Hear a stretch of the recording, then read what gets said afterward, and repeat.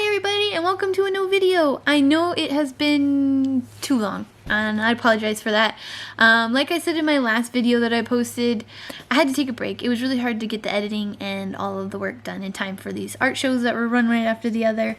But we're done with the art shows, so here I'm back. And for this video, it's gonna be like a compilation of all the different processes and all the pottery that I made for those shows. And I like to do kind of one of these compilation montages of my work after every collection. And this isn't technically a collection, but you know, it was close enough. So I figured I'd show you a lot of the pieces that I got done, the processes of all the different pieces. So this video will have throwing, glazing, trimming, sculpture work. I'm going to be showing my dragon handle mugs, my dragon egg mugs, my bubble bump cups. Like, you're going to see a lot of different processes and a lot of different work made for these particular shows. So I hope you guys enjoy it, and yeah.